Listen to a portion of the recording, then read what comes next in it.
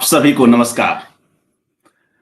मित्रों, इन दिनों जनसुलभ पुस्तकालय कहन कोश की ओर से अ, जाने माने कवि और संपादक, साक्षात्कार जैसी पत्रिका के संपादक रहे भागवत रावत जी पर हम लोग एकाग्र का आयोजन कर रहे हैं। अलग अलग क्षेत्रों के लोग, अलग अलग पीढ़ियों के लोग, उनके समवयस्क लोग आ रहे हैं और उन पर अपनी बात रख रहे हैं और उनके व्यक्तित्व पर, उनकी कविताओं पर, कविताओं में व्याप्त जो दृष्टि है उन पर संवाद हो रहा है। आज की इस कड़ी में हमारे साथ कवि, व्यंग्यकार, पत्रकार आदरणीय विष्णु नागर जी जुड़ रहे हैं। अभी हाल ही में उन्हें एक बेहद महत्वपूर्ण पुरस्कार, उनकी साहित्यिक जो गतिविधियां रही, जो उनका लेखन रहा, उन सब को लेकर, जो साहित्य में उनका योगदान है उसको लेकर निराला सम्मान उन्हें दिया गया। तो आज हम उन्हें सुनेंगे, विष्णु नागर जी को, जो भगवत रावत जी के जस्ट बाद की पीढ़ी के रचनाकार हैं। मित्रों, जब हम लोग भागवत रावत जी की बात करते हैं तो कहीं ना कहीं हिंदी में देशजता की गंध जिन कविताओं से संघनित होती है, वे कविताएं भी हमारे जेहन में आती हैं। विष्णु नागर जी आज उन कविताओं को लेकर भी अपनी बात रखेंगे और यह जो देशजता है, यह जो ठेठ पन है अपने देश का, अपनी भूमि का, अपनी मिट्टी का, वह बड़े ही सहज ढंग से भगवत जी के यहाँ आता है। और वे स्वयं कुछ एक इंटरव्यू में इस बात को स्वीकारते हैं कि वे किस तरह अंग्रेजी पढ़ते हुए और अंग्रेजी के माध्यम से विश्व के दूसरे महत्वपूर्ण लेखकों को पढ़ते हुए, साहित्य को पढ़ते हुए भी कहीं ना कहीं हिंदी में जो वे देख रहे थे, नई कविता में भी वे देख रहे थे कि एक अनावश्यक ढंग से बुद्धिजीविता का आतंक था, तो वे उसके समर्थक नहीं हुए और अपने ढंग से उन्होंने कविताएं लिखी। जबकि वे मानते हैं कि 22-23 की उम्र तक वे जहाँपाल सात्र हो, काफका हो, कामू हो, इन सबको वे चाट डाले थे। मैं ये चाट डालना उन्हीं का जो मुहावरा है उसमें यह बात कह रहा हूं। तो मित्रों, हम लोग अधिक से अधिक आज विष्णु नागर जी को सुनेंगे। इसमें वे उनसे जुड़े जो संस्मरण हैं, भगवत जी से जुड़े हुए कई अच्छे संस्मरण, बतौर आयोजक, बतौर लेखक, और ऐसे भी जब कभी उनके शहर में विष्णु जी गए या दूसरे लेखक गए तो किस तरह जो उनकी आवभगत में एक बड़ी गर्माहट हुआ करती थी, ऐसी कई यादें हैं विष्णु नागर जी के पास। और कविताओं को लेकर चर्चा, परिचर्चा, पुस्तकों का आदान प्रदान, ये सब बातें तो हम उन्हें पहले आमंत्रित करते हैं। जी विष्णु जी, नमस्कार, हार्दिक स्वागत। और एक बार इस मंच से भी आपको इस सम्मान के लिए बहुत बहुत बधाई। धन्यवाद धन्यवाद जी, अच्छा लग रहा है कि भगवत रावत जी पर एकाग्र में आप कुछ समय निकाल कर यहाँ आए हैं। और अच्छा यह होगा कि जो बिल्कुल शुरुआत की जो यादें हैं पढ़ने लिखने की और प्रथम भेंट की, जो जहां जहां से आपको जो याद आए वहीं से शुरुआत करें, फिर क्रमशः हम लोग आगे बढ़ेंगे। जी विष्णु जी। आज भगवत जी होते तो 85 साल के होते, और लेकिन हमारे दुर्भाग्य से वो 2012 में ही चले गए। उनसे मेरा परिचय ठीक ठीक किस तरह हुआ यह तो मुझे याद नहीं। मुझे ये याद है कि जो मेरे समवयस्क कवि मित्र हैं भोपाल में, उनसे मेरी कैसे मुलाकात हुई, क्योंकि मैंने खुद प्रयत्न करके मुलाकात की थी। जैसे राजेश जोशी से मेरी मुलाकात उनके मारवाड़ी रोड स्थित निवास पर हुई थी, और शास्त्री नगर में मेरी मुलाकात नरेंद्र जैन और राजेंद्र शर्मा से हुई थी। लेकिन मुझे लगता है कि अ, भगवत जी से मुलाकात बहुत सहज ढंग से कहीं हुई, तो मुझे बहुत आरंभ की बात तो उस मुलाकात का पहली मुलाकात के बारे में तो अ, याद नहीं है। लेकिन उनका जो 1977 में अ, मध्य प्रदेश साहित्य परिषद जो आजकल मध्य प्रदेश साहित्य अकादमी हो चुकी है, उसकी ओर से उनका संग्रह छपा था अ, समुद्र के बारे में। उस समय शानी जी साहित्य परिषद के सचिव हुआ करते थे और उन्होंने एक और महत्वपूर्ण काम उस समय किया था कि शशांक का एक कहानी संग्रह छपा था, 19 साल का लड़का। वो भी बहुत चर्चित हुआ था, वो भी अपने ढंग की एक कहानी संग्रह था और उसका एक ऐतिहासिक महत्व है। भगवत जी का ये संग्रह पढ़ते हुए भी मुझे जो है अ, बहुत बहुत नई तरह का संग्रह लगा था मुझे। बहुत वो सही दुर्योग है कि वो संग्रह मेरे पास आज की तारीख में बस बाकी किताबें हैं लेकिन वो मिल नहीं पाया। वो मुझे संग्रह उन्होंने दिया था या मैंने खरीदा था या साहित्य परिषद ने भेजा था, इसकी मुझे ठीक-ठीक याद नहीं है। अगर वो संग्रह होता तो उससे मुझे अंदाज़ लगता कि 1900 मेरे ख़्याल से 77 वग़ैरह 77 में छपा जी, था। जी, जी, हाँ, तो बिल्कुल, वो हाँ, बिल्कुल, वही है वो 1977। जी, जी, जी। जी। तो मैं तो ठीक-ठीक पता चलता है क्या मेरी कब तक मुलाकात उनसे हो गई थी। भगवत जी बहुत प्यारे इंसान थे, बहुत गर्मजोशी वाले इंसान थे। वो बहुत सुंदर दिखने वाले थे। भ हिंदी के में वो चंद लेखों में जो बहुत सुंदर दिखते थे और गर्मजोशी उनके जैसी बहुत कम लोगों में, उनकी पीढ़ी के कुछ लोगों में ज़रूर मुझे दिखाई दी। जैसे सोमदत्त में वो गर्मजोशी थी या देवताले जी में वो गर्मजोशी थी। तो बहुत बहुत गर्मजोश इंसान थे और मुझे याद है कि मैं उन दिनों जो है भोपाल जाना अक्सर हुआ करता था क्योंकि साहित्य परिषद बहुत सक्रिय थी, कला परिषद बहुत सक्रिय थी और जो लेखक संगठन है वो भी सक्रिय थे, तो इनके कारण बार-बार भोपाल आना-जाना होता था। तो मुझे याद है कि एक बार मैं वहाँ की पलाश होटल में रुका था, एक बार या शायद 2 बार ऐसा हुआ। तो मुझे रावत जी ने फ़ोन करके कहा कि विष्णु तुम वहाँ नाश्ता मत करना। मैं तुम्हारे लिए और जो साथी ठहरे हुए हैं उनके लिए अ, गर्म जलेबी ना नाश्ता लेके आ रहा हूँ। तो वो वाह! थोड़ी देर बाद आए, गरम-गरम जलेबी, पोहा जो कि मध्य प्रदेश में खाया जाता है और मुझे याद है कि समोसा भी लाके आए थे। तो इस और अब जब भी हम भोपाल जाते थे, पति-पत्नी भी गए कई बार गए हैं, तो वो घर बुलाने का उनका आग्रह इतना अधिक होता था कि उसको टालना मुश्किल होता था और चंद्रकांत देवताले भी अक्सर एक 2-3 बार ऐसा हुआ कि चंद्रकांत देवताले भी और हम सब जो है उनके स यहाँ भोजन किए।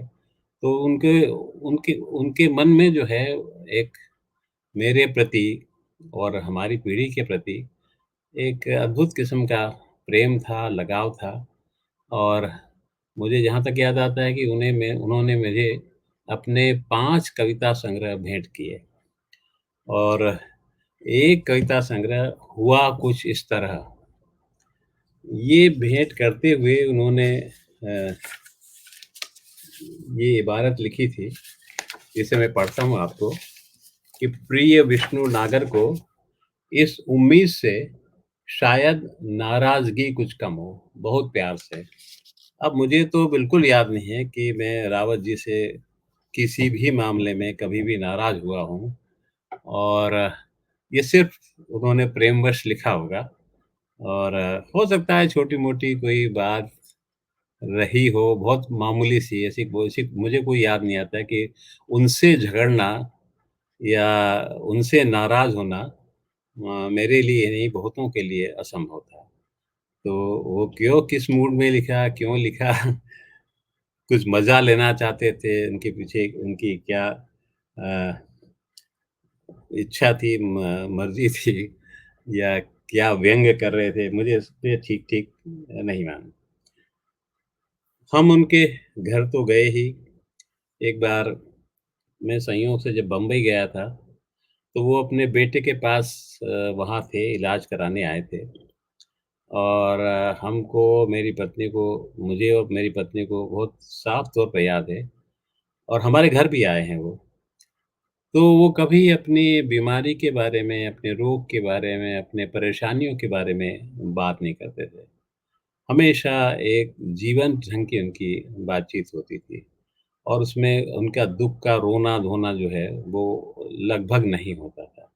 तो ये उनका एक एक बड़ी बात थी। मेरी पत्नी को जैसे मुझे छोटा भाई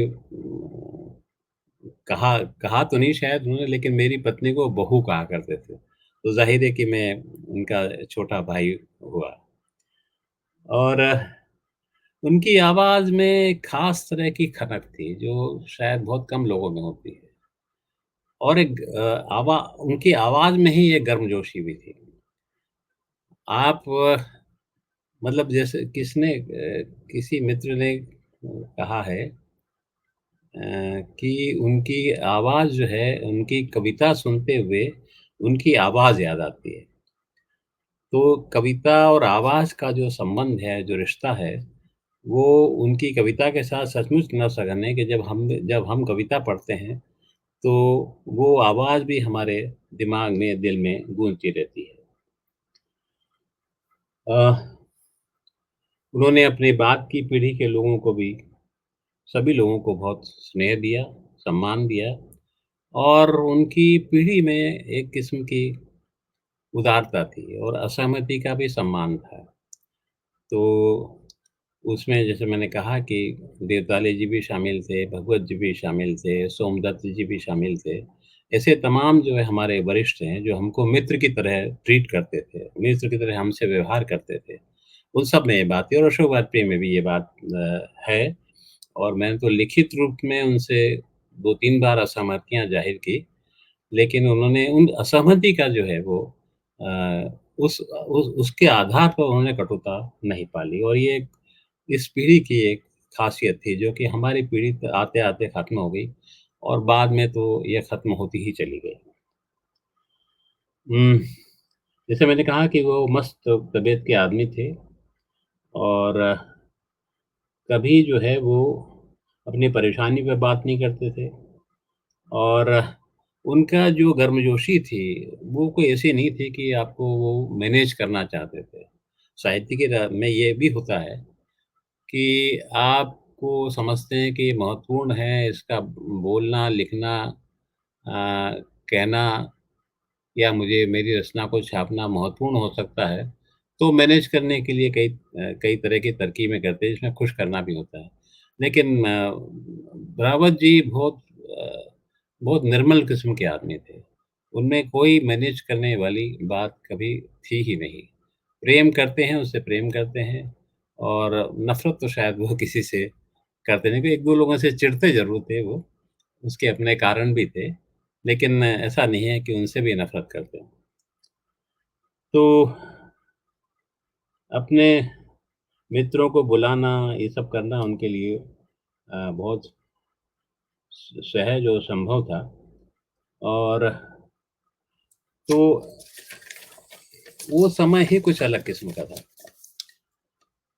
एक तरह से जिस समय की मैं बात कर रहा हूँ, उस समय ऐसा लगता है कि जो सांस्कृतिक राजधानी इलाहाबाद से भोपाल आ चुकी थी और उस समय कई कवि जो है हमारी पीढ़ी के, हमसे पुरानी पीढ़ी के बहुत से कवि उस समय वहाँ पर थे।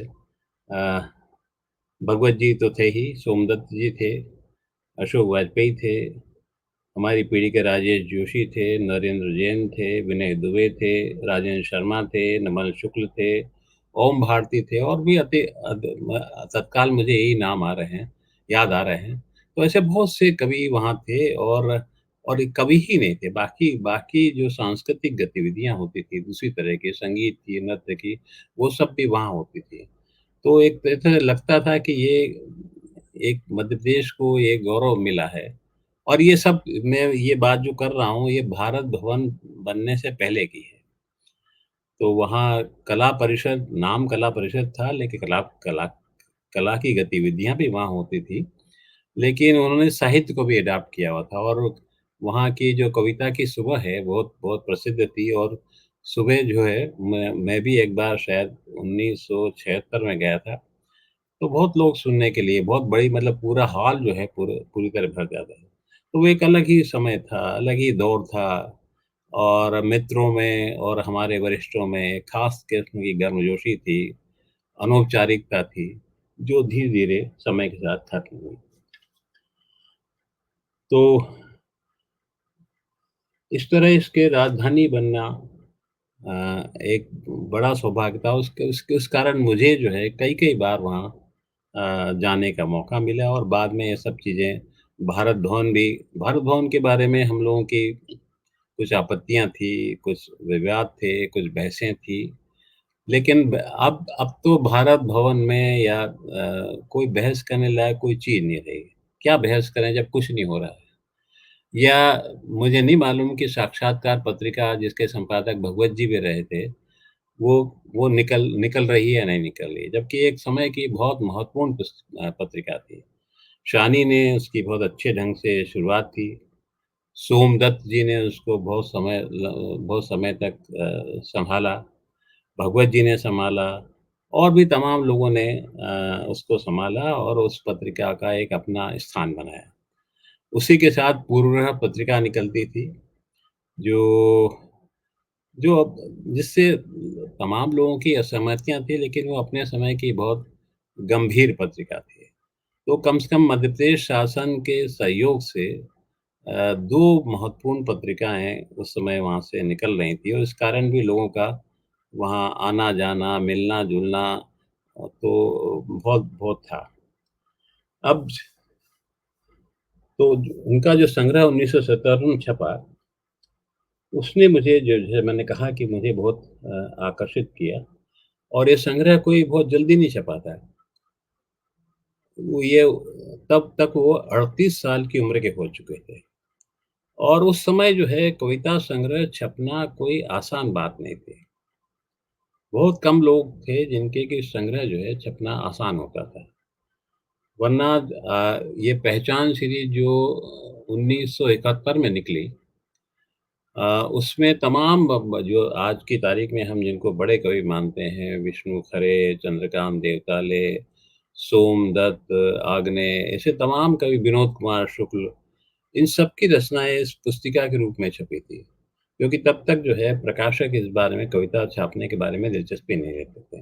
ये तो बाद का सिलसिला है जब 1980 में कविता की वापसी उसे उस वर्ष को घोषित किया गया और तब कविता संग्रह की छपने की शुरुआत हुई, तो वो आज तक चली आ रही है, उसमें कई बहुत सी विकृतियाँ भी आई, अलग बात है। तो भगवत जी का सहयोग इस सारे जो सांस्कृतिक उपक्रम वहाँ हो रहा था, उसमें उनका पूरा सहयोग रहता था। वो उनकी अशोक प्रगतिशील लेखक संघ से जुड़े ही हुए थे, लेकिन कमला बाबू और भगवत जी और तमाम लोग जो है, उस समय उनकी अशोक वाजपेयी की सांस्कृतिक पहल के साथ थे और उनका सहयोग करते थे। तो इसी का नतीजा हुआ कि अ, वो एक यादगार समय ऐसा बना रहा कि शायद वो हमारी अंतिम पीढ़ी है जिसने कि उस समय को देखा है। अब जहाँ तक उनकी कविताओं की बात है, तो उनकी बहुत सी कविताओं की बहुत चर्चा होती है, ख़ास तौर पर कचरा बीनने वाली लड़कियाँ। तो ये तो हिंदी की एक स्थायी निधि है और भगवत जी को अगर हम याद करेंगे तो उनकी अन्य कविताओं के साथ कचरा बीनने वाली लड़कियाँ उनकी सबसे महत्वपूर्ण कविताओं में मानी जाती है। लेकिन इसके अलावा भी उनके पास एक कविता की पूरी दुनिया थी और वो बहुत साधारण-साधारण लोगों के बारे में वो दरअसल उनका जीवन और उनकी कविता, शायद वो अ, बहुत कवि ऐसे नहीं होते, जिनका जीवन जो है, एक तरह की जीवन की आत्मकथा जो है, वो कविता में आती है। तो आप एक तरह से उसे, और एक जगह उन्होंने एक एक एक कविता के संदर्भ में लिखा भी है कि मुझे जो है अलग से अपनी है, एक डायरी कविता है उनकी। तो डायरी कविता में वो कहते हैं कि मुझे अलग से अपनी डायरी लिखने की क्या ज़रूरत है? मेरा जीवन तो एक सार्वजनिक जीवन है, मेरे ह मैं मुझे कोई बात छिपाना नहीं है। मुझे कोई ऐसी बात, प्राइवेट बात नहीं करनी है जो कि मैं सार्वजनिक रूप से नहीं कह सकता। तो मुझे डायरी की ज़रूरत, मेरी कविता ही जो है मेरी डायरी है। तो तो जहाँ तक उनकी साधारण लोगों के प्रति सहानुभूति, प्रेम और उनके जीवन को बहुत बारीकी से देखने की बात है, उनकी वो कई कविताओं में आई। उसमें से मैं 2 कविताएँ जो कि उनके पहले संग्रह में शामिल थी, वो पढ़ के दिखाता हूँ। ये कविता है बच्चा, बहुत छोटी कविता है। अल सुबह काम पर जाता हुआ बच्चा कोहरे में डूबी हुई सड़क पार कर रहा है। सड़क जितनी लंबी है, उतनी चौड़ी भी है। सड़क जितनी सूनी है, उतनी दूनी भी है। सड़क को यह सब नहीं पता और बच्चा, उसे भी कहाँ पता कि वह सड़क पार कर रहा है। ऐसी एक कविता है, और वाह! ये तो और भी ज़्यादा मुझे लगती है मार्मिक है, कठोर दान। ये भी एक मज़दूर बच्चे के बारे में है। एल्युमीनियम का वह 2 डिब्बों वाला कठोर दान बच्चे के हाथ से छूटकर नहीं गिरा होता सड़क पर, तो यह कैसे पता चलता है कि उसमें 4 रूखी रोटियों के साथ-साथ प्याज की एक गाँठ और 2 हरी मिर्चें भी थी। नमक शायद रोटियों के अंदर रहा होगा और स्वाद किन्हीं हाथों और किन्हीं आँखों में ज़रूर रहा होगा। बस इतनी सी ही थी उसकी भाषा, जो अचानक फूट कर फैल गई थी सड़क पर। यह सोचना बिल्कुल बेकार था कि उस भाषा में कविता की कितनी गुंजाइश थी, या यह कि बच्चा कठोरदान कहाँ लिए जाता था। तो ऐसी इनके पास बहुत सी कविताएँ, एक कविता है कि वो एक छत्तीसगढ़ की आदिवासियों में एक महिलाओं का नाम अमरिका भी रखा जाता था। तो अ, एक ऐसी ही कामकाजी औरत जो कि ईंटें ढोती है, उसके बारे में उन्होंने एक बहुत प्यारी, बहुत सुंदर, बहुत अच्छी और बहुत मार्मिक कविता लिखी है, जिसे जिसे पढ़कर जो है आपको कहीं-कहीं निराला की जो वो पत्थर तोड़ती की याद आती है। तो इस तरह कई चीज़ें हैं कि जो उन्हें वे उन्होंने जो है एक कविता ये कैसे बतलाऊँ ये लिखी थी, जिसमें उन्होंने साधारण लोगों के साथ उनके साथ खाना साझा नहीं कर पाने की व्यवस्था, उनके साथ बैठने बतियाने की व्यवस्था, तो इस जो एक मध्यवर्गीय व्यवस्था है, उसके बारे में बहुत मतलब ऐसी कविताओं का एक पूरा उनके पास सिलसिला है। और जैसा जैसा कि दूसरे मित्रों ने भी कहा और मैं भी कहता हूँ कि बहुत सरल भाषा में उनके जैसे अपने हृदय को उंडेल कर वो रख देते थे। वो आधुनिक थे, तो हृदय को उंडेल देना क्या मतलब ये नहीं कवि सम्मेलनी हो जाना था। लेकिन अपने काम, अपने जीवन, और कई कई जगह वो कहते भी हैं कि मेरी मेरी बात जो है लोगों तक जाएगी, क्योंकि मैं एक एक एक सच्चे आदमी की बात है, वो लोगों तक ज़रूर जाएगी। आज नहीं, भले ही ये मेरा भ्रम हो, लेकिन मेरी बात लोगों तक जाकर रहेगी। एक विश्वास उनको अपने आप पे था, और ये विश्वास इसलिए था कि उनके मन में अपनी रचना और अपने को लेकर कोई द्वेष नहीं था। वो जैसे थे, वैसे ही कविता में भी दिखाई दे। इसलिए बहुत से जीवन के इतने सारे प्रसंग उनकी कविता में हैं। एक कविता उनकी माँ को लेकर है। अब वो ठीक-ठीक उनकी माँ को लेकर है या किसी और स्त्री को लेकर है, ये कहना मुश्किल है, लेकिन वो भी बहुत मार्मिक कविता है। और एक और कविता उनकी है जो कि उसका शीर्षक है पल-पल की का हिसाब रखने वाले इन दिनों में, जिसमें कि उनकी बेटी की शादी में उनका एक पुराना मित्र जिससे उनका 35-40 साल से कोई संपर्क नहीं था और ऐसे ही उन्होंने पत्र डाल दिया था उसे कि भई मेरी बेटी की शादी आना और पूरा पता भी उनके पास पुराना ही था। उनको भरोसा नहीं था कि वो पत्र उसे मिलेगा भी और ये आशा भी नहीं थी। जैसे आप तमाम लोगों को पत्र भेजते हैं, वैसे उनको भेज दिया था। तो वो मित्र सिर्फ़ उस शादी में शामिल होने के लिए आया था और उसको देखकर उनके मन में जो गहरी प्रसन्नता थी और किस तरह वो सब भूल गए कि वो लड़की के पिता हैं और शादी के समय उनकी बहुत सी ज़िम्मेदारियाँ हैं, बहुत से रिश्तेदारों की बहुत सी तरह की समस्याएँ हैं जो पैदा करते हैं वो भी हैं। तो वो भूल गए मित्र को, सबसे परिचय करवाने लगे। फिर जो है उनके कुछ लोगों ने कहा कि भई देखो तुम लड़के के पिता नहीं हो, लड़की के पिता हो, तुमको बारात लेके जाना है, फला मामा जो है वो आया नहीं है, वगैरह-वगैरह। तो और सब जब बारात चली जाती है, तो वो अकेले हो जाते हैं और फिर अकेले हो जाते हैं बिल्कुल तब उनका जो मित्र है, वो उनके कंधे पर हाथ रखता है। तो ऐसी मार्मिकताओं का एक एक ऐसा भंडार है उनके पास कविताओं का कि जिसका कोई हिसाब नहीं।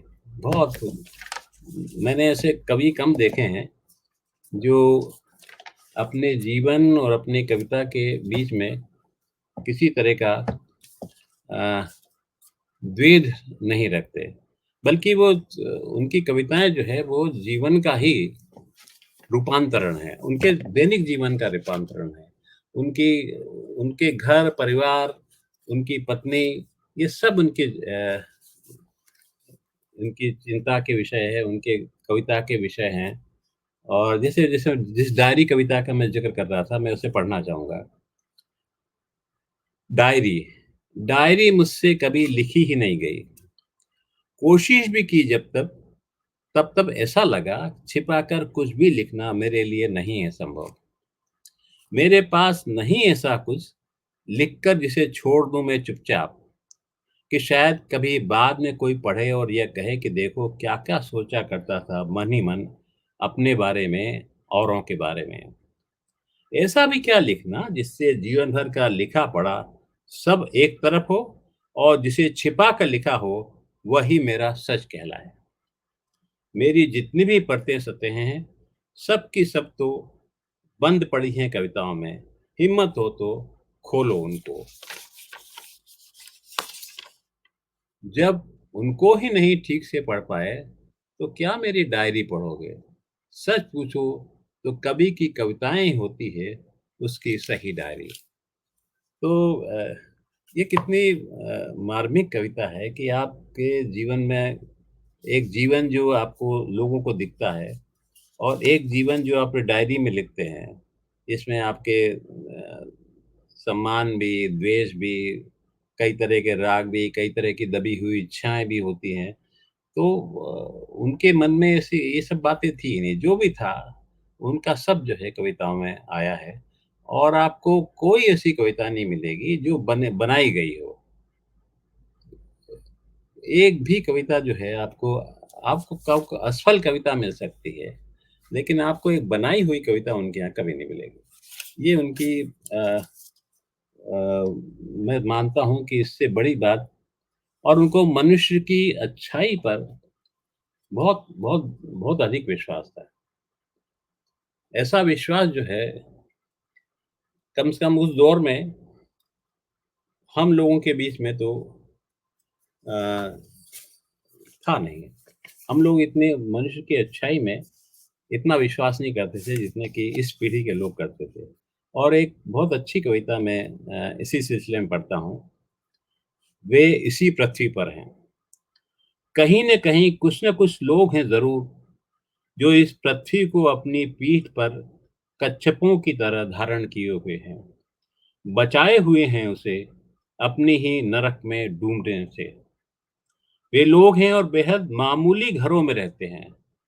इतने नामालूम कि कोई उनका पता ठीक-ठीक बता नहीं सकता। उनके अपने नाम हैं, लेकिन वे इतने साधारण और आम-फ़हम हैं कि किसी को उनके नाम सही-सही याद नहीं रहते। उनके अपने चेहरे हैं, लेकिन वे एक-दूसरे में इतने घुले-मिले रहते हैं कि कोई उन्हें देखते ही पहचान नहीं पाता। वे हैं और इसी पृथ्वी पर हैं और ये पृथ्वी उन्हीं की पीठ पर टिकी हुई है और सबसे मज़ेदार बात तो ये है कि उन्हें रत्ती भर ये अंदेशा नहीं कि उन्हीं की पीठ पर टिकी हुई है ये पृथ्वी। तो ऐसे बहुत वाह! सारे जी, न आप कुछ कह रहे नहीं, थे? नहीं, मुझे तो बस यह सुनते हुए मैं बड़ा मतलब विभोर हो गया इन कविताओं को हुँ, सुनते हुए। जी, जी। और वह बात तो बहुत ख़ास बात आपने कह दी विष्णु जी, कि हुँ, किस तरह से भगवत जी के यहाँ असफल कविता मिल सकती है, मगर कोई बनाई हुई कविता नहीं मिल पहचान सकती है। तो मिलेगी बहुत ही जी, जी। बहुत ही और मार्मिक बात। जी। एक कविता ऐसी है जो शायद मिल जाए मुझे कि एक तो रात को नींद ना आने के बारे में, फिर उसमें बताते हैं कि भई ऐसी कोई मुझे चिंता नहीं है, फ़िक्र नहीं है, परेशानी नहीं है, मेरा जीवन तो दूसरों से बहुत बेहतर है, बहुत अच्छा है, फिर मुझे नींद क्यों नहीं आ रही है? तो इसका पूरा एक्सप्लेन फिर दूसरी एक और कविता है जो जिसमें वो उनके मन में कविता उमग रही है और ज़ाहिर है कि लाइट बुझ चुकी है और वो उनकी पत्नी जो भी आस-पास सो रहा होगा, वो सो चुका है और वो कविता उनके मन में उमग रही है। अब वो उनको ये भी लग रहा है कि अगर मैं जाग जाऊँगा, अगर मैंने जो है लाइट जला ली, लाइट जला के मैं उसको लिखने लगा, तो ये कविता मेरे अंदर से चली जाएगी। लेकिन फिर जब कोई उपाय नहीं है, तो फिर वो जाते हैं और उस कविता को लिखते हैं। अब ये ऐसी-ऐसी चीज़ें हैं मेरे ख़्याल से इस पर कभी किसी कवि ने नहीं लिखा। और जो माँ के बारे में कविता है, वो मुझे बहुत मार्मिक लगती है। वो अपनी हो सकता है उनकी माँ के बारे में हो या ना हो क्योंकि उसको पे कुछ प्रसंग ऐसा है कि सीधे-सीधे कहना ठीक नहीं होगा लेकिन वो कविता तो यही कहती लगती है कि जैसे वो अपनी ही माँ के बारे में कह रहे हैं। लेकिन एक कवि जो है वो ज़रूरी नहीं कि सारे प्रसंग जो उसके जीवन में उसकी कविता में आते हैं, वो सारे प्रसंग उसी से जुड़े हुए हों। इसलिए मैं इस संदेह के साथ इस कविता को पढ़ रहा हूँ लेकिन ये बहुत मार्मिक कविता है। ये कविता है वो माँ ही थी। पुरुष होने के दर्प और व्यक्तित्व के अहम को उसने उसी दिन गंदे कपड़ों की तरह उतार कर फेंक दिया था। अब ये कवि अपने बारे में उसने थर्ड पर्सन में कह रहे हैं लेकिन वो अपने बारे में है और ये बहुत दिलचस्प है यहाँ मैं इसको थोड़ा-सा रोक के कहूँगा कि उनके घर में उनकी 4-4 बेटियाँ थी और उन्होंने कभी अपनी बच्चियों को कभी कम नहीं समझा और कभी ये नहीं सोचा कि ये मेरे ऊपर भार हैं। उनको आगे बढ़ाने का जो भी वो प्रयत्न कर सकते हैं कि जो फ्रीडम वो दे सकते थे उन्होंने दी और उस इस समाज को दिखाया कि बेटियाँ भी जो है को उतना ही चाहा जा सकता है, उतना ही चाहा जाना चाहिए, उतना ही सम्मान उनको देना चाहिए जितना कि आप जो है अपने बेटे को देते हैं। तो ख़ैर मैं अब वो ये कविता जो है वो माही थी पढ़ता हूँ। पुरुष होने के दर्प और व्यक्तित्व के अहम को उसने उसी दिन गंदे कपड़ों की तरह उतार कर फेंक दिया था। जिस दिन अपनी आँखों से देखी थी उसने, नीले निशान पड़ी, मार खाई एक नंगी पीठ। वो पीठ माँ की थी और वह उस समय बच्चा था, इसलिए तमाम लोगों की भाषा में वह कुछ कर नहीं सकता था। सिर्फ़ दीवार पर अपने ही हथेलियों को या तो पीट सकता था या हद से हद कमीज की बाहों से आंखें मलते हुए उन्हें तर कर सकता था, पर ऐसा कुछ नहीं हुआ। न वह रोया, न दीवार पर अपनी हथेलियों को पीटा।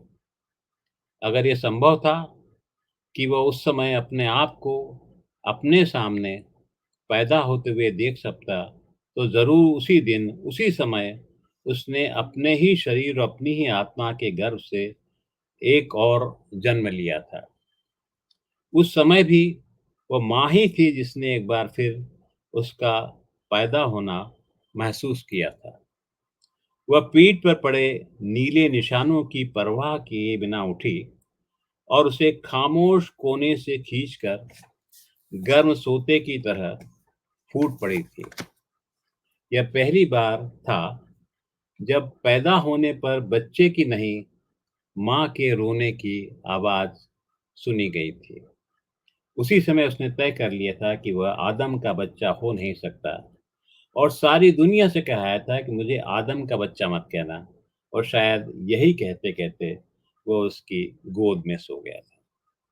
अब ये ऐसी ऐसी चीज़ें जो है हमारी हिंदी कविता में, ऐसे अनूठे प्रसंग, ऐसी मार्मिकताएँ कहाँ बहुत कवियों में मिलती हैं, क्योंकि कहीं न कहीं एक बनावट और एक एक बौद्धिक जो है वो अ, दिखने की ललक और कुछ ऐसा नया करने की कि जिससे लोग आकर्षित हों, वो ये ललक चीज़ें, ये चीज़ें जो है वो कवियों को भटका भी देती है। तो लेकिन जो है इसके सबसे अच्छे उदाहरण रावत जी हैं, जो जो जैसा सोचते हैं, जैसा देखते हैं और जीवन की तमाम छोटी-छोटी घटनाएँ जो है उनकी रचनाओं में सामने आती हैं, और वो पूरी कविता ही जो है ऐसी ही घटनाओं से, ऐसे ही प्रसंगों से अनुस्यूत होती है।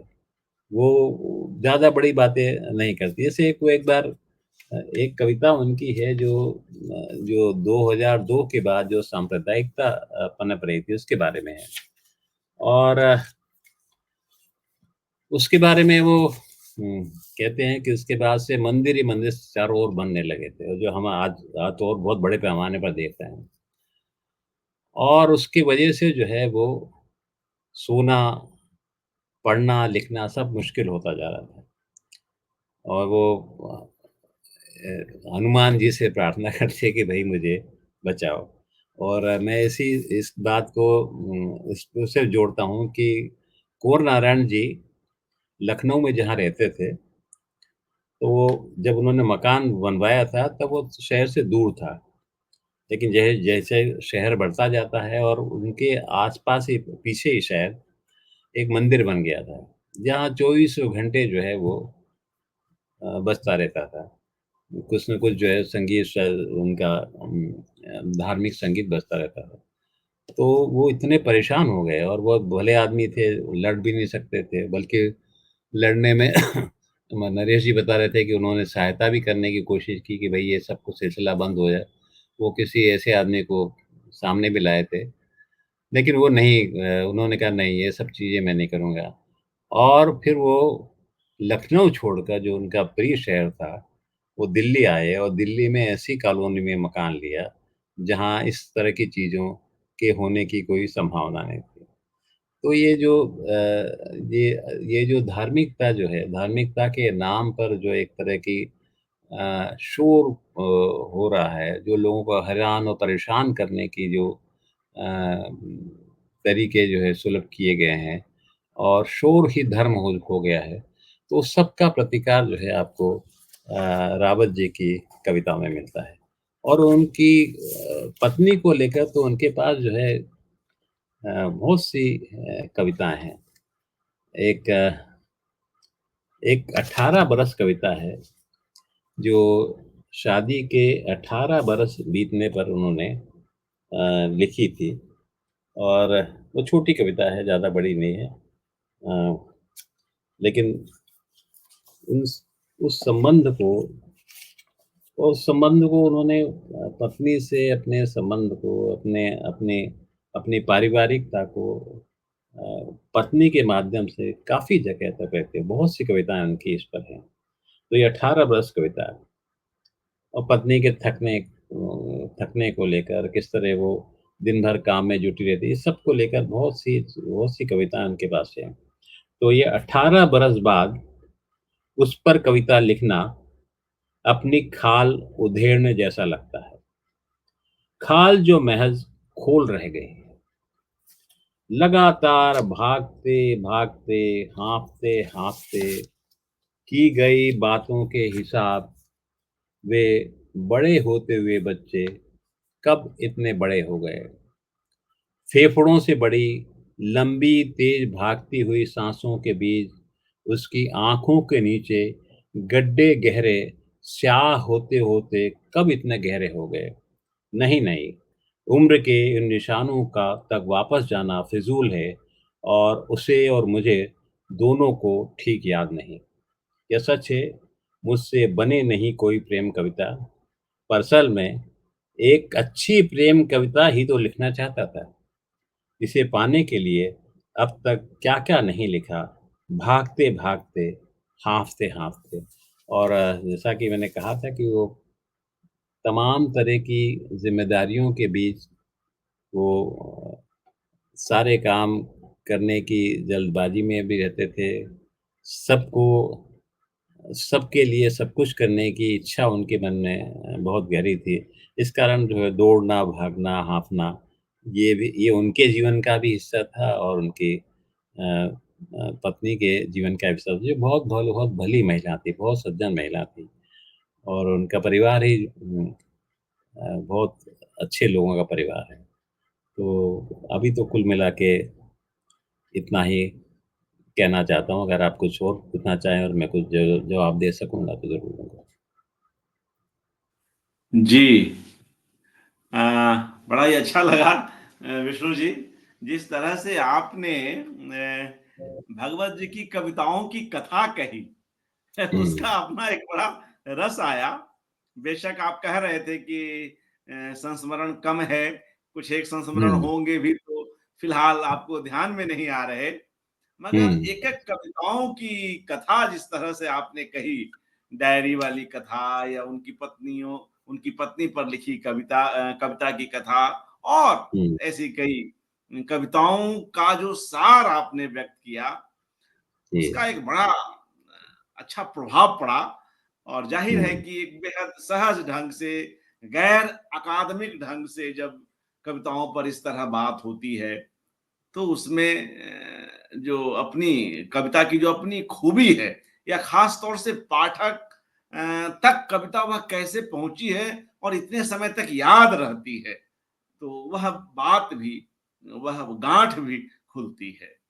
अ, तो अच्छा लगा और भी 1-2 कविताएँ आप पढ़ें, लेकिन उसके पहले अगर अनुमति हो आपकी, तो वह जो कविता है कि उनकी पुत्री की शादी पर जो उनका दोस्त आ गया है, एक पत्र हाँ, को हाँ, डाल देने मात्र से, अगर आपकी हुँ, अनुमति हो, तो इस कविता को अपने हाँ, हाँ, साथियों तक, सुनने वालों तक, देखने वालों हाँ, तक हाँ, पहुँचाई जाए। हालाँकि आपने पूरी कविता की कथा कह दी है, मगर हाँ, कविता हाँ, भी आ जाए, तो थोड़ा यह आनंद और दुगना हो सकता है, जैसा कहें।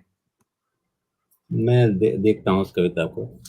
हाँ, तो आप पढ़ें इसको, मज़ा आ जाएगा। पल-पल के हिसाब वाले इन दिनों।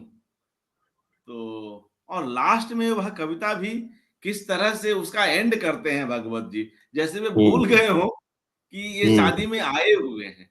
तो बड़ा एक नाटकीय उसका अंत भी है, मगर उस नाटकीयता में भी कोई ऐसे ही वो चमत्कार करने के लिए नहीं है। वो जो बाद में शादी में जो कठिनाइयाँ आईं, रिश्तेदार लोग रूठे और जी, लड़की का पिता बहुत उलझा, उसमें वह भूल हुँ, भी गया था कि वह अपने उस हुँ, दोस्त को लेकर इतना घूम-घाम रहा था और बस उसके मुँह से निकलते-निकलते रह गया, "अरे! तू हुँ, कब आया?" तो यह पंक्ति भी हाँ, इस हाँ, वो कविता को अंत और में कहता है कि कब आया मतलब हाँ, वो हाँ, कि दूसरी चीज़ों इसको से डूब गए कि फिर उनको याद है कि अरे! ये कब आया? जी, जी। हुँ, तो ये 2 छोर हैं।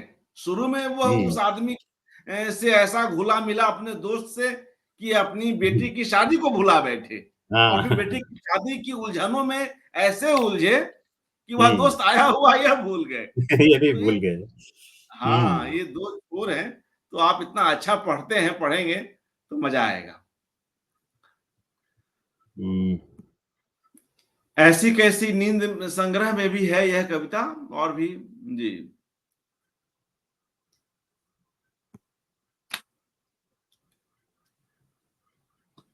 और तब तक जब तक आप ढूँढ लें विष्णु जी, हुँ। एक और जी, जी। कविता है, जिसको मैं पढ़ता हूँ अगर जी, आप जी। कहें, अरथ हाँ, ज़रूर, अकारत। ज़रूर, ज़रूर। अरथ अकारत। इसमें चूँकि आपने इसकी चर्चा की, कई और वक्ताओं ने भी की, कैसे वे लोगों की मतलब लोगों के बीच रहना पसंद करते थे, भोलेपन के साथ उन्होंने जीवन जिया, मगर कई बार वे ठगे गए, तो वो जो ठगा जाना है, उसकी जो चोट है, उसकी जो छटपटाहट है, वह इस कविता में थोड़ी आई है, अरथ अकारथ। तो इसको पढ़ता हूँ, फिर आप उस जी। कविता को पढ़िएगा। जी, जी। हुँ, अरथ अकारथ। उसने कहा, हुँ, उस पेड़ पर चढ़कर दिखाओ, जिस हुँ, पर अब अपनी मेहनत से निस्वार्थ कोई नहीं चढ़ता। उसने कहा उस पेड़ पर चढ़कर दिखाओ जिस पर अब अपनी मेहनत से निस्वार्थ कोई नहीं चढ़ता। हुँ, मैं इस उम्र में भी उस पर चढ़ा और मन ही मन खुश हुआ कि चलो अभी थोड़ी बहुत ताकत बची है और ऐसे कामों का कहीं हुँ, कोई अर्थ है। हुँ, फिर एक दिन उसने कहा, अब वहां से कूद कर दिखाओ। हुँ। नीचे तो कोई भी उतर सकता है। मैं इसलिए हाँ, पढ़ रहा हूँ कि आपके अंदर का एक जो व्यंग्यकार है ना, वो अभी मुझे बड़ा हाँ, प्रभावित करता है। तो मैं इसलिए भी आपका रिएक्शन भी इस कविता को पढ़ते हुए देख रहा हूँ, तो बड़ा आनंद आ रहा है। फिर एक दिन उसने कहा, अब वहां से कूद कर दिखाओ, नीचे हुँ, तो कोई भी उतर सकता है। हुँ, मैंने मैंने वह भी किया हुँ, और इस बार इसलिए खुश हुआ कि चलो इतनी स्फूर्ति अब भी बची है कि हुँ, हाथ पैर नहीं टूटे हुँ, और यह कि इतनी संकल्प शक्ति आज भी स्पृहणीय हुँ, है। हुँ, जब दोनों काम मैंने सफलतापूर्वक कर लिए हुँ, जब दोनों काम मैंने सफलतापूर्वक कर लिए और उसके पास कहने को कुछ नहीं बचा, हुँ, तब एक दिन उसने हुँ, दार्शनिक अंदाज में कहा, हुँ, अव्वल तो उस पेड़ पर चढ़ने का कोई मतलब नहीं था। अब हुँ। देखिए कैसे अव्वल हाँ, तो उस पेड़ पर चढ़ने का कोई मतलब नहीं था और हुँ, उसके बाद उस पर से कूदना तो हुँ, बिल्कुल बेईमानी था। हाँ, इसके बाद उसका चेहरा एक कुटिल मुस्कुराहट में बदल गया। तब पहली बार मुझे अपने पर सचमुच का क्रोध आया। तब क्या पहली बात है। बार मुझे अपने पर सचमुच का क्रोध आया, अपनी मूर्खता पर हुँ, सचमुच की हँसी आई कि उसके इशारों पर यही करते-करते मैंने अपनी आधी से ज़्यादा उम्र यूँ ही बिता दी। कि जान उसके इशारों पर यही करते-करते मैंने अपनी आधी से ज़्यादा उम्र यूँ ही बिता बहुत अच्छा। दी। जी, जी। अरथ अकारथ। तो यह कविता भी मुझे लगी कि इस अवसर हुँ, पर सुनाया जाए, जब ख़ास तौर से आप उपस्थित हैं। वो कविता मिल पा रही है या दिक्कत हाँ, हो रही है मिल गई, आपको? मिल गई। हाँ, हाँ, प्लीज़ सुनाएँ उसको। ये जी। इस कविता का शीर्षक है पल-पल के हिसाब वाले इन दिनों में। जी। पल-पल के हिसाब वाले इन दिनों, यह अचरज की बात नहीं तो और क्या कि आपकी बेटी के ब्याह में आपके बचपन का कोई दोस्त अचानक आपकी बगल में आकर खड़ा हो जाए। ना कोई रिश्तेदारी, ना कोई मतलब, ना कुछ लेना-देना, ना चिट्ठी-पत्री, ना कोई खबर, ना कोई सेठ, ना साहूकार, एक साधारण-सा आदमी, पाठता 30-35 से भी ज़्यादा बरसों की दूरी, खोजता-खोजता, पूछता-पूछता, घर-मोहल्ला, वह भी अकेला नहीं पत्नी को साथ लिए, सिर्फ़ दोस्त की बेटी के ब्याह में शामिल होने चला आया। मैंने तो बस यूं ही डाल दिया था निमंत्रण पत्र। याद रहे आए पते पर, जैसे एक रखाते हैं हम गणेश जी के भी पास। कहते हैं बस इतना सा करने से सब काम निर्विघ्न निपट जाते हैं। खड़े रहे हम दोनों थोड़ी देर तक, एक दूसरे का मुंह देखते देखते देखते एक दूसरे के चेहरे पर उग आई झुर्रियां। रोकते रोकते अपने अपने अंदर की रुलाई हम हंस पड़े। इस तरह गले मिले। मैं लिए लिए फिरता रहा उसे, मिलवाता एक एक से, बताता जैसे सबको, देखो ऐसा होता है बचपन का दोस्त। तभी किसी सयाने ने ले जाकर अलग एक कोने में कान में कहा मेरे, बस बहुत हो गया, ये क्या बचपना करते हो, रिश्तेदारों पर भी ध्यान दो, लड़की वाले हो, बारात लेकर नहीं जा रहे कहीं। फिर जरा फुसफुसाती आवाज में बोले, मंडप के नीचे लड़की का कोई मामा आया नहीं, जाओ मनाओ उन्हें। और वे तुम्हारे बहनोई तिवारी जी जाने किस बात पर मुंह फुलाए बैठे हैं। तब टूटा मेरा ध्यान और यकायक लगा कैसी होती है 62 की उम्र, और कैसा होता है इस उम्र में तीसरी बेटी को ब्याहना। खा पी कर चले गए रिश्तेदार। मान मनोवल के बाद बड़े बूढ़े मानदान ऊंचे घरों वाले चले गए अपनी अपनी घोड़ा गाड़ियों और तलवारों भालों की शान के साथ। बेटी को विदा कर रह गया अकेला मैं। चाहता था थोड़ी देर और रहना बिल्कुल अकेला। तभी दोस्त ने हाथ रखा कंधे पर और चुपचाप अपना बीड़ी का बंडल बढ़ा दिया मेरी तरफ, और मेरे मुंह से निकलते निकलते रह गया, अरे तू कब आया। तो मुझे लगता है कि ये सचमुच जो है उनके साथ घटा हुआ प्रसंग ही होगा, और उनको उनके पास ये महारत हासिल थी कि जीवन के ऐसे प्रसंगों पर वो कविताएं लिख सकते थे। और जैसा कि उनकी एक बेटी बता रही थी कि रात को जब वो घर आते थे तो उनके दिमाग में मतलब दिन भर वो कहीं न कहीं कविता पकती रहती होगी, और रात को लिखने की उनकी इच्छा होती थी। एक कविता और मैं सुनाना चाहता हूँ, और उसके बाद जैसा वो देखते हैं। वो प्याज को लेकर एक कविता है, अगर वो मिल जाए तो मैं सुनाऊँगा। जी। हालांकि वह कविता मतलब यहाँ आ गई है, तो अच्छा, अच्छा। अब हाँ, फिर भी सुना सकते हैं, या कोई और भी आप चाहें, जैसी आपकी इच्छा। जी, जी।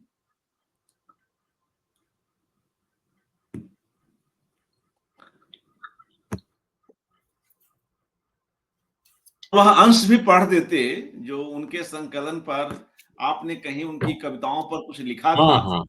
जी, जी। हुँ। तो उसमें वह तो आपको ध्यान में नहीं है, आपका अपना वह आलेख आपके पास फिलहाल नहीं है, मगर उसी हाँ, से वो कोई एक अंश। जी, कहीं न कहीं वो होगा, लेकिन मैं इसको ढूँढ नहीं जी, जी। पाया। जी, जी। तो इस किताब में विष्णु खरे की टिप्पणी है, जी, जी। प्रभात त्रिपाठी की टिप्पणी है, अरुण कमल की टिप्पणी है, और अरविंद त्रिपाठी की टिप्पणी है, नवल शुक्ल की टिप्पणी है, और मेरी टिप्पणी भी है। तो मैं अपनी टिप्पणी जो है वो का वो छोटा-सा हिस्सा जो उन्होंने छापा था, जी, जी। ये हमने उनके घर देखे संग्रह में, जो कि एक तरह से उनका कविताओं का एक तमाम संग्रहों में जो आई कविताएँ थी, उनका एक चयन था। तो उस चयन पर ये छपा है। भगवत रावत उन कवियों में नहीं हैं जो कविता की प्रतिपक्षी गैर पारंपरिक पारंपरिक भूमिका के बारे में एक सुंदर सा मार्मिक सा वक्तव्य देकर रह जाते हों, बल्कि वे कविता में उसे व्यवहार में भी लाते हैं। उदाहरण के लिए महज एक सुंदर सा वक्तव्य देने के लिए वो कविता को बातचीत नहीं कहते, बल्कि सचमुच वह कविता के ज़रिए आपसे बातचीत करते हैं। वह उन कवियों में है जिनके अंदर बाहर की घटनाओं के कारण निरंतर कुछ घटता रहता है और जिसे वे आपके साथ तुरंत और अभी बिल्कुल अभी शेयर करना चाहते हैं। अपनी बात को कहने की ऐसी तत्पर विकलता, आवेगमयता अन्यत्र दुर्लभ है। तो और सभी लोगों ने जोड़ दिया कि वो एक बातचीत की शैली में कविताएँ लिखते हैं और कोई कविता उनकी मुश्किल नहीं है समझना और ना शब्द और ऐसा नहीं कि एक अच्छा कवि जो होता है, वो कविता इसलिए नहीं लिखता है कि वो एक बहुत सरल कविता लिखे जो सबको समझ में आए, बल्कि उसकी वो रचना प्रक्रिया का ही हिस्सा होता है।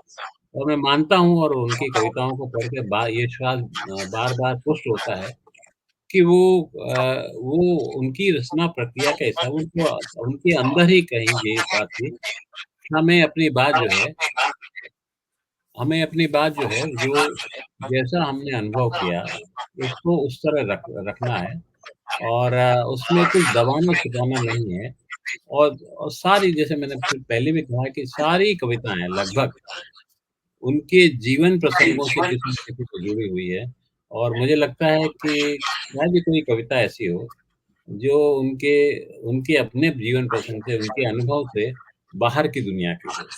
जी। वो बाहर की दुनिया की उड़ान माँ वाली जो कविता करते आपने ही हैं। सुनाई, माँ की नंगी हुँ। पीठ पर जो नील के निशान हैं और बच्चा पुनः उसको लग रहा है कि मैं फिर से जन्म लूँ और इस बार बच्चा नहीं रोएगा, माँ रो रही है। ये तो नहीं वो बड़ा मतलब वो एक तरह से हाँ, उसका पुनर्जन्म होता है ये देखने के बाद। जी, जी, जी। हुँ। वह जो और बेचारगी है, और वो कह के जो बच्चे अब देखिए वो एक लाइन उसमें है ना कि बच्चे के जन्म के समय जो है वो बच्चा रोता है, माँ नहीं रोती है। हुँ, हुँ, यहाँ हुँ। जो है माँ रो रही है जी, और ये कितनी एक मार्मिक बच्चे बात है। जी, अपने पिता द्वारा पीटती हुई माँ को देखकर जो एक बच्चे की हुँ। बेबसी है, उस हुँ, हुँ, हुँ। सघनता को कितने तरह से भगवत जी पकड़ रहे हैं। उस बेबसी को, बच्चे की उस बेबसी को कितने कोणों से पकड़ रहे हैं और अंत में जब वहाँ जाते हैं कि उसका जो आप कह रहे हैं कि पुनर्जन्म हो रहा है और इस बार बच्चा नहीं माँ रो रही है। तो यह हुँ। लगता है कि सचमुच कविता कितनी ऊँचाई पे चली जाती है। जी, जी, जी। वह पूरी पीड़ा पाठकों के मन में उतनी ही गहराई से उतर रही है, जितनी गहराई से वह बच्चा इस समय चुप है, कुछ कर नहीं पा रहा है, बेबस है। तो ऐसी बेबसी के कई स्वर कूड़े बीनने वाली लड़कियां हैं जिसकी आपने चर्चा की और दूसरी जो हाँ, कविताएं हैं एक और कविता है बिना शीर्षक की कविताएं उसका भी मैंने पाठ किया था उसमें भी वह विडंबना कहीं ना कहीं वह विडंबना विडंबना का वह स्वर उभर कर आता है जी जी आप कोई कविता सुनाने वाले थे विष्णु जी हुँ। कोई भी एक सुना लें और फिर हाँ, हम हाँ। लोग जी जी जी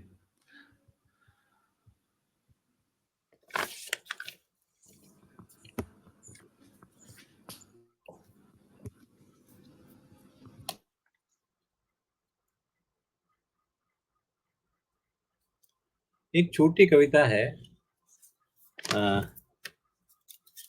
जो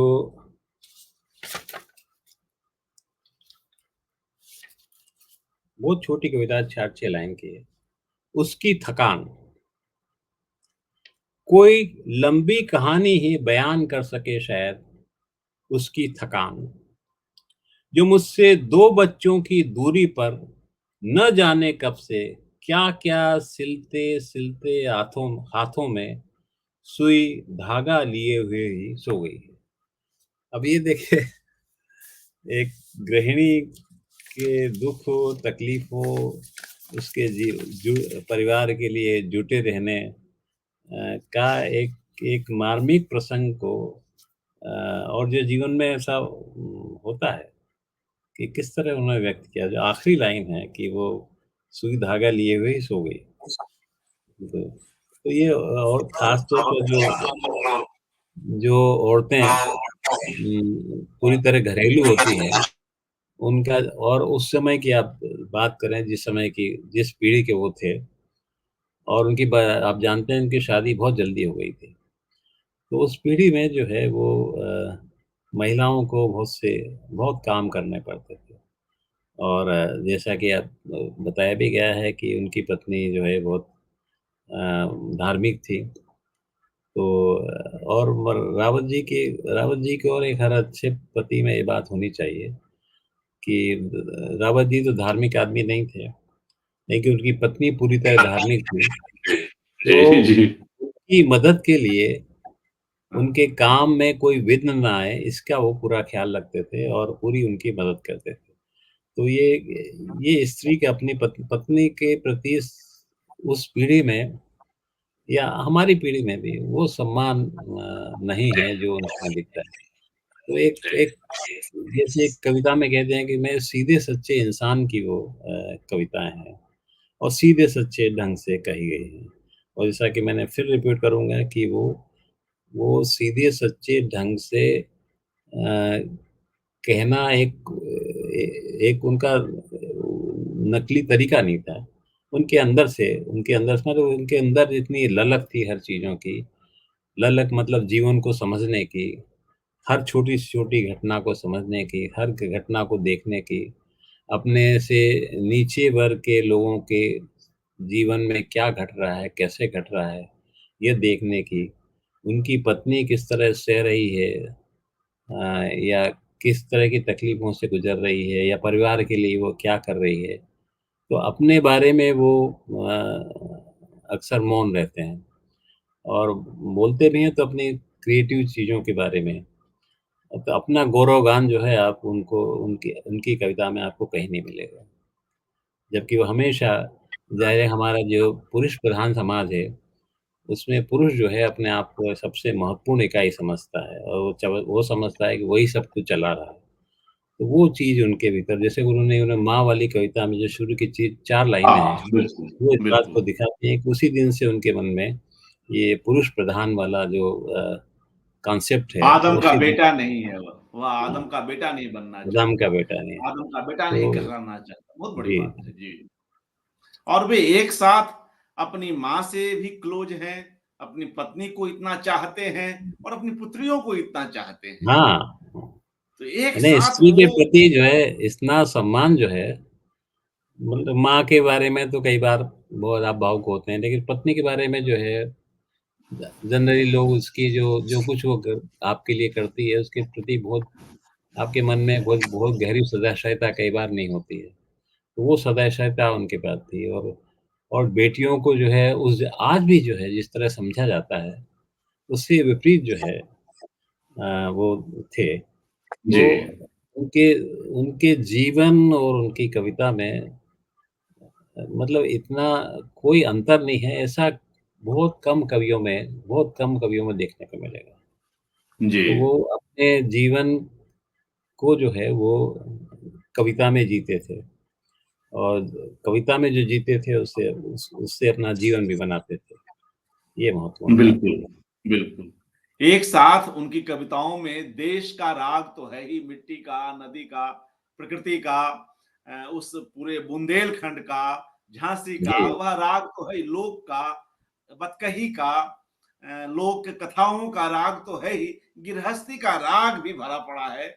और वे अपने निजी जीवन में भी चाहे वे उनके कॉलेज की लड़कियां हों जिन्हें वे पुत्रीवत मानते रहे और अभी शरद कोकाश जी का भी संस्मरण आएगा अगली कड़ी कल ही जारी होगी उसमें भी बतलाते हैं शरद कोकाश कि किस तरह वे अपने कॉलेज की लड़कियों को जिनको वे पढ़ाते थे दूर दूर जाने पर भिलाई जा रहे हैं या कहीं और जा रहे हैं तो उनसे मिलने की कोशिश कर रहे हैं पुत्रीवत मान रहे हैं कि मेरी 4 बेटियां नहीं कॉलेज की सभी लड़कियां मेरी बेटियां हैं हाँ, यह भाव में बेटियाँ हैं। रखते हैं अपनी बहनों के लिए बहुत कुछ किया आपने सुना ही नौजवानों के उनकी लिए, जी अपने छोटे भाई हाँ के लिए किया। हाँ, जी जी बिल्कुल तो तो उन्होंने पूरी ज़िम्मेदारियाँ जो है वो जी नहीं जी तो कई बार आप एक अलग वर्ग में कई उस दौर में तो था ही कि आप तो एक एक ख़ास जगह पहुँच गए और आपके परिवार के बाकी लोग वहाँ नहीं पहुँच पाए।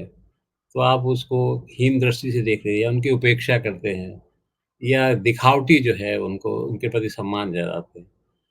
तो वो वो बात उनमें नहीं थी और एक ये चीज़ें जो है कुछ तो जीवन से आया, कुछ रचना से आया, कुछ एक अध्यापक के रूप में जो ने बच्चों को देखा उससे आया। कहाँ-कहाँ से उन्होंने अपने जीवन की जो कठिनाइयाँ थी उससे आया। मतलब एक कवि जो है अपने कविता के जो साधन है, वो कहाँ-कहाँ से किस-किस तरह जुटाता है, इसको समझने की बहुत गहरी कोशिश होनी चाहिए, जो हो नहीं रही है। हम लोग एक भाषा के आलोचना की भाषा का एक ख़ास तरह का चंगुल है, उसमें आप जो है फँसे हुए हैं और कुछ नहीं कह के बहुत कुछ कहने कहने की कोशिश कर रहे हैं। बहुत शब्द इस्तेमाल कर रहे हैं, लेकिन कहने के लिए कुछ नहीं है। तो और हमारी पीढ़ी की और रावत जी की पीढ़ी की में भी बहुत से लोगों की ये कोशिश रही।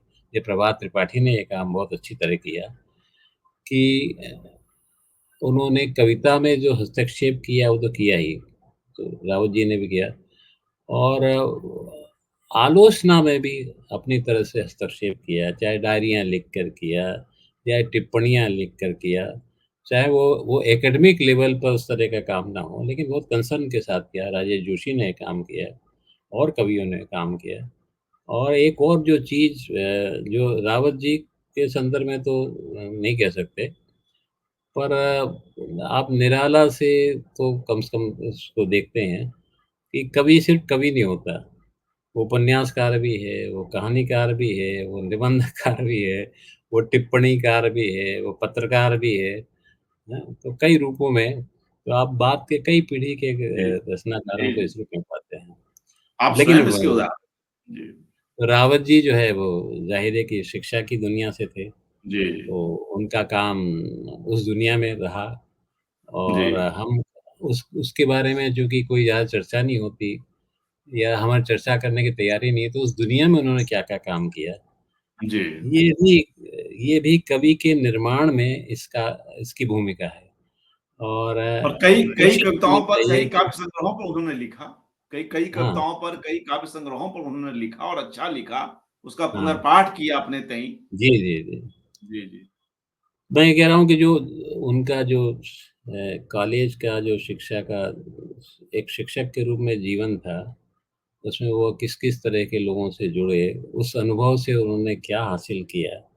कई बार वो प्रत्यक्ष आता है, कई बार वो प्रत्यक्ष नहीं आता है। तो इन इन सारे सूत्रों की भी व्यवस्थित रूप से जाँच होनी चाहिए, परख होनी चाहिए, तभी हम किसी कवि को पूरी तरह अच्छी तरह समझ सकते हैं। जी। जी, धन्यवाद विष्णु जी। बहुत अच्छा थोड़ा लगा और लंबा मुझे हो गया लगता मेरे है ख्याल कि से।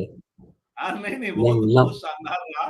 बहुत मन से बोले, बहुत मन से हुँ, बोले और जो कविताओं की कथा कही वह हुँ, जो है कविता का हमारे ऊपर रचनाकार पर, भावक पर जो प्रभाव पड़ रहा है, वह प्रभाव उसमें आपके उस किस्सा गोई में वह प्रभाव दिखाई दे रहा था। तो बिल्कुल सहज ढंग से इसलिए मैंने कहा कि वह कविता भी सुना दी जाए जो तीसरी बच्ची की शादी को लेकर भगवत जी लिख रहे हैं। तो ऐसे कई प्रसंग यहाँ आए और उन कविताओं पर चर्चा हुई और आप तो पत्रकार भी रहे हैं कवि के साथ, व्यंग्यकार हैं, कई विधाओं में आप स्वयं हैं, तो आप तो हाइलाइट्स जो हैं आलेख से निकालते रहने के आदी रहे हैं। अखबारों में, पत्र-पत्रिकाओं में आलेखों से आप हाइलाइट्स निकालते रहने के आदी रहे हैं। तो अगर आपके आज के वक्तव्य का कोई हाइलाइट निकाला जाए, तो मैं तो आपकी वह पंक्ति फिर से यहाँ पर दोहराना चाहूँगा कि भगवत जी के यहाँ असफल कविता मिल सकती है, मगर बनाई हुई कविता नहीं मिलेगी। तो एक एक लेवल पर तो कविता को बनाना भी होता है। हाँ, हाँ, हाँ। लेकिन लेकिन वो जो बनाना जो है वो आर्टिफ़िशियल नहीं होना चाहिए। जी, क्योंकि जी, बिल्कुल। आपने एक ड्राफ्ट में लिखा, एक अनुभव को लिखा, एक अनुभव को या को लिखा, तो फिर उसमें कई बार कई चीज़ें छूट जाती हैं। तो उसको दूसरे-तीसरे ड्राफ्ट में आप ठीक करते हैं। चौथे ड्राफ्ट हो सकता है, छठा ड्राफ्ट हो सकता है। कई बार कविता रुक सकती है और एक आगे नहीं बढ़ती है। लेकिन वो कविता जो है वो जीवन का राग होना चाहिए, जीवन के प्रति सच्ची होनी चाहिए। और जो कवि का जो प्रयत्न होना चाहिए, उसको जो बनाने का भी प्रयत्न अगर है, तो वो ये है कि जीवन के जितना वो सच्चा प्रतिनिधित्व कर सके, उस क्षण को जितने व्यवस्थित ढंग से, जितने अच्छे ढंग से, जितने मार्मिक ढंग से दिखा सके, उस क्षण की सघनता को जिस तरह वो दिखा सके, वो बहुत महत्वपूर्ण है जी, और बिल्कुल। रावल जी इस काम में सफल होते हैं। जी, भाषा में कभी जूझ है, उसमें कोई शिकायत नहीं है। मगर वह जूझना तो अपनी जगह ठीक है, जो आपने कहा कि अ, उसको शिल्प के स्तर पर भी हम कहीं न कहीं प्रयास करेंगे, हमको कई-कई ड्राफ्ट बनाने पड़ेंगे, वह बनाना ठीक है।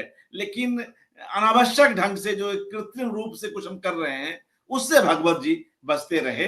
आपका यही जी, मंतव्य रहा उस पंक्ति के साथ। मैं समझता हूँ कि सभी लोग इस बात को समझ रहे हैं और बहुत ही अच्छा लगा और रघुवीर सहाय जी के बाद संभवतः आप आए हैं जनसुलभ पुस्तकालय के इस कार्यक्रम में। जहाँ तक मुझे ध्यान आ रहा है कि रघुवीर जी पर आप आए थे और अच्छा बोले थे। रघुवीर सहाय जी पर भी आप आए थे बहुत पहले, लगभग 2 वर्ष हुँ। पूर्व हाँ, और एक बार फिर अब आया तो हूँ आपके कार्यक्रम में। जी, जी और अब भगवत रावत जी पर आए, तो अच्छा लगा। विष्णु जी, हमसे जुड़ने के लिए बहुत-बहुत बहुत आभार। धन्यवाद आपका। आपने रावत जी पर इतना सोचने और बोलने का मौका दिया, इसके लिए आपका बहुत धन्यवाद। जी, जी, आभार। और मित्रों, इसी के साथ आज की कड़ी यहीं समाप्त होती है। भागवत रावत जी पर एकाग्र की एक नई कड़ी के साथ हम फिर मिलते हैं। नमस्कार, धन्यवाद।